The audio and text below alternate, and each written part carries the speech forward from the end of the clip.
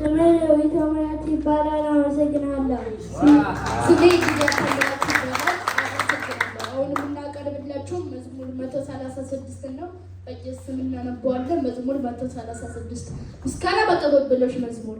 እግዚአብሔርን አመስግኑ ቸር ነውና፣ ምሕረቱ ለዘላለም ነውና። የአማልክትን አምላክ አመስግኑ፣ ምሕረቱ ለዘላለም ነውና። የጌቶችን ጌታ አመስግኑ፣ ምሕረቱ ለዘላለም ነውና። እርሱ ብቻውን ታላላቅ ታምራትን የሚያደርግ፣ ምሕረቱ ለዘላለም ነውና።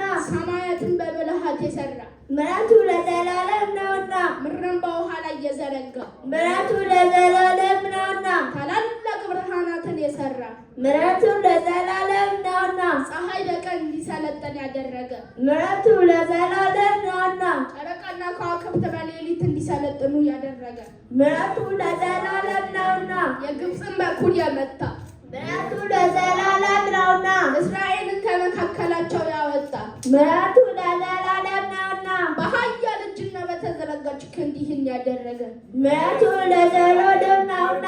የኤርትራን ባህር ለሁለት የከፈለ፣ ምሕረቱ ለዘላለም ነውና። እስራኤልን በመካከሉ እያሳለፈ፣ ምሕረቱ ለዘላለም ነውና። ፈርዖንንና ሰራዊቱን በኤርትራ ባህር ያሰጠመ፣ ምሕረቱ ለዘላለም ነውና። ሕዝቡን በምድረ በዳ ያመራ፣ ምሕረቱ ለዘላለም ነውና። ታላላቅ ነገሥታትን የመታ፣ ምሕረቱ ለዘላለም ነውና። ኃያላን ነገሥታትን የገደለ፣ ምሕረቱ ለዘላለም ነውና። የአሞራውያንን ንጉሥ ሴዎንን የገደለ፣ ምሕረቱ ለዘላለም ነውና። የባሳንን ንጉሥ ዐግን የገደለ፣ ምሕረቱ ለዘላለም ነውና። ምድራቸውን ርስት አድርጎ የሰጠ፣ ምሕረቱ ለዘላለም ነውና። ለባሪያው ለእስራኤል ርስት አድርጎ የሰጠ፣ ምሕረቱ ለዘላለም ነውና።